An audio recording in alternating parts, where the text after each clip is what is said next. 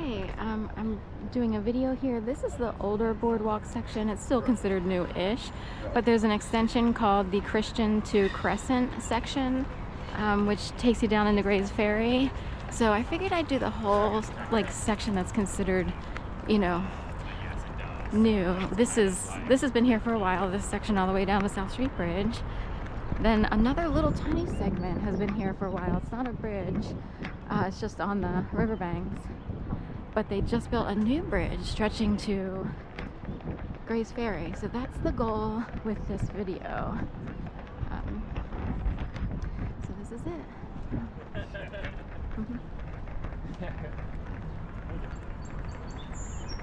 This is the Schuylkill Riverbanks.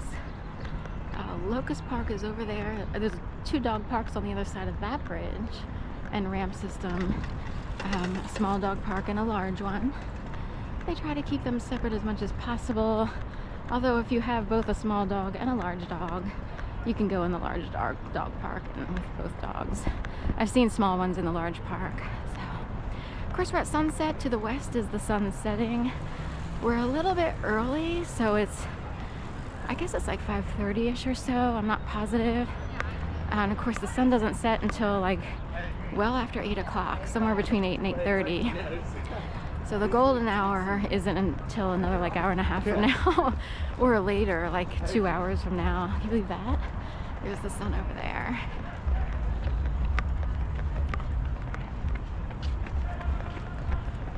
Just kind of a quiet walk. A lot of people are out getting their run in, and it's a beautiful day. It's the day after the University of Pennsylvania graduation, which was yesterday at the Franklin Stadium, which is over there. I don't know if you can see it. It's got flags. It's it's a little bit north and up from that big Penn Medicine building, I guess. It looks copper and oval. Yeah.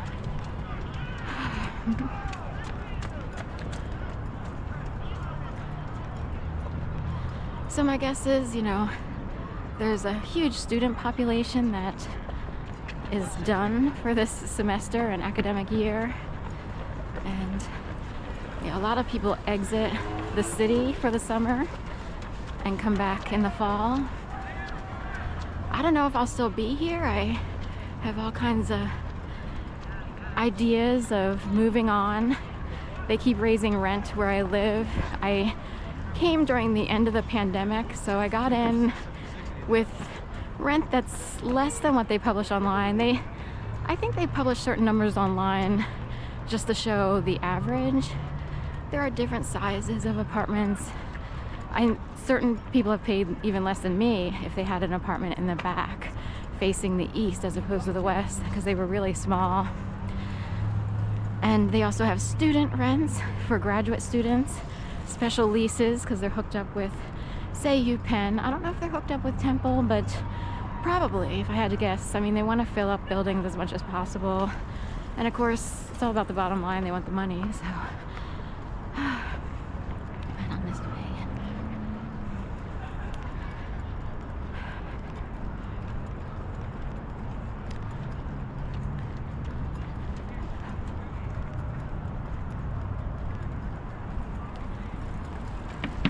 I wanted to get the entire stretch in, within a reasonable amount of time. So I'm walking at a slightly quick pace. I don't want to use up the battery. I'm not certain how long the extra extension is. So I saw an image of the bridge online and was like, wow, that looks good. And they opened it just this past Saturday, May 17th.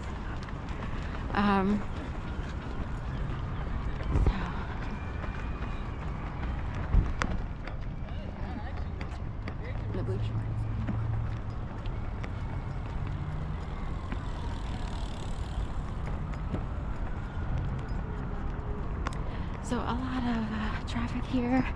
I noticed when someone came up behind me and then passed me that I kind of felt an extra lean towards the railing, and I was wondering what caused it. So anyway, so in my mind I sort of identify location and or people in the vicinity. Oops, sorry.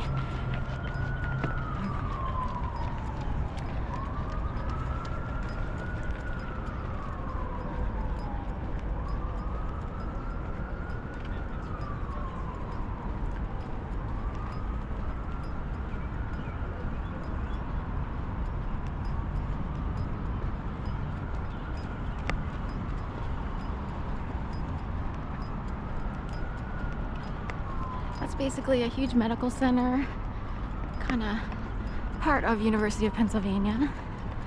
Shop is in there, the Founders Building, the Penn Medicine big copper building there. Smillow Research Center. I know about Smillow and have spoken with someone there because they had a trial, like stage 1, I guess. I forget how they label it, or phase 1. And it was, can O negative blood, which is immune to HIV and AIDS and is also a universal blood type, can it be used to help people with HIV manage HIV? Basically, you don't want to get to full-blown AIDS. And this is, you know, from the 80s. You know, that's when AIDS, you know, became a major epidemic. Anyway, because we're immune because of a mutated gene, CCR5 delta 32, I would learn this as a sort of a journalist and someone interested because I have O negative blood. Also, my birthday's on World AIDS Day. I was born in 1970, and World AIDS Day, December 1st, was not labeled, if you will, until the late 80s or early 90s. It became a thing after so many deaths occurred because of the epidemic. Mostly in the gay community, but other people, you know, sharing needles and stuff like this, you know, wound up with this disease.